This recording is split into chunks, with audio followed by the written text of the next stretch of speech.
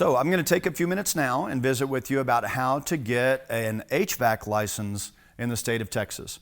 Currently, Texas does not have any journeyman requirement as they pertain to heating, ventilation, air conditioning, only a contractor.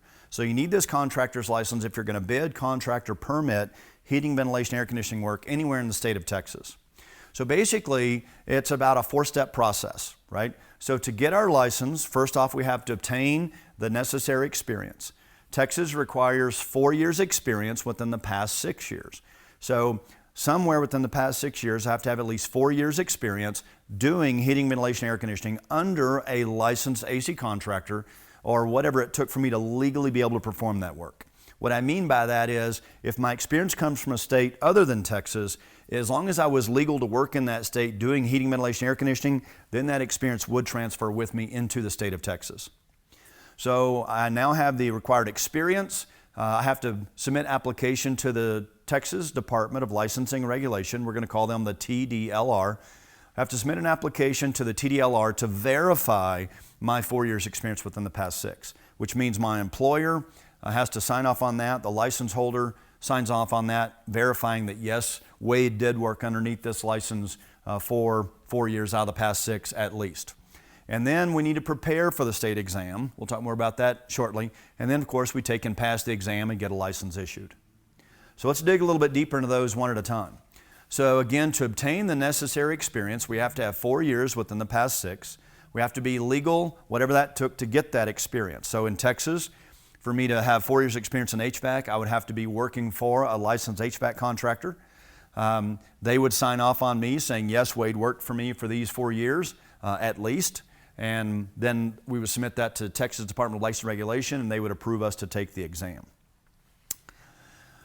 Once we get approved to take the exam, we have to submit, or to be approved to take the state exam, we have to submit a license application. We have to submit a work experience verification. Those forms are available on our website at constructiondatainc.com, or you can call our office. Contact information is in the links down below. For our phone number and our website address. But we can provide those forms to you there. We can also answer questions for you, more detailed. How much is this going to cost? How long is it going to take? Those kinds of things. So, and then once the forms are completed, signed off by the license holder of the company you had the experience from, we turn those into the TDLR, and then you'll be approved to take the state exam.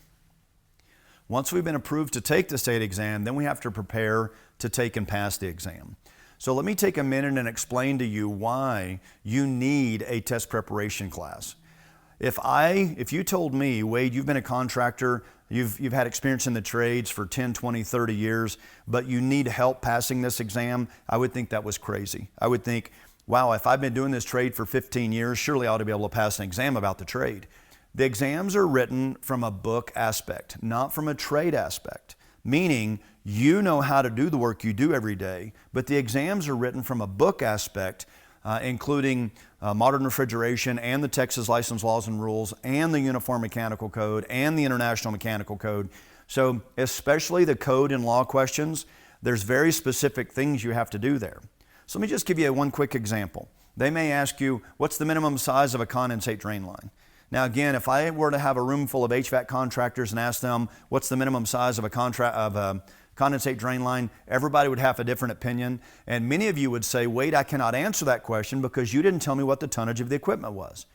Well, that is a question that you may see on the exam, right? That question has been used for years in multiple states. And what's the minimum size of a condensate drain line? It's a straight lookup question out of your Uniform Mechanical Code. And the Uniform Mechanical Code says the minimum size of a condensate drain line shall not be less than 3/4 of an inch. Now, some of you might have got lucky on your guess of what that was, but you understand, if they gave you a 3/4 and bigger and bigger and bigger, most of us would say, give me the big one, it'll work every time. But listen to the question one more time. What is the minimum? So the minimum is the minimum legal code requirement, right? So again, that's just one brief example of the kinds of questions you might see on the exam and why you need a preparation course. We're going to teach you how to read and interpret the code. We're going to teach you how to read and obtain information out of the modern refrigeration. We're going to teach you how to use a ductilator.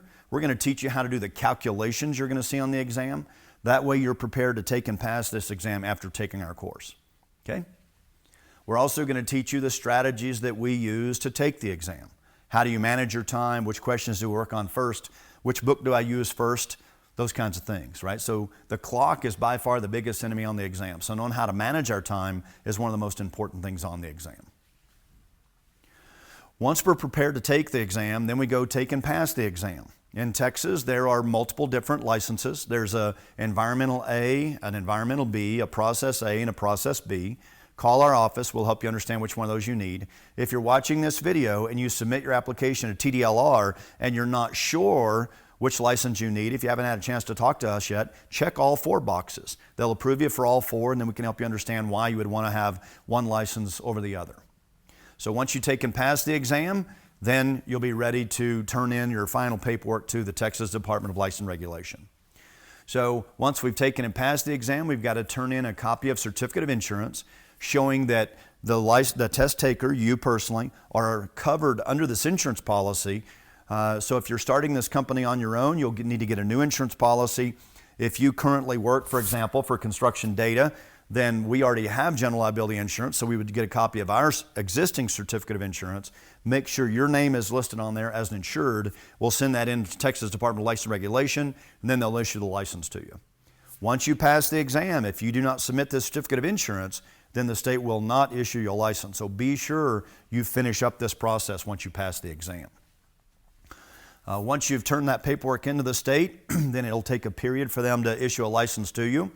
It varies with the Texas Department of License Regulation. Sometimes they're faster, sometimes they're slower.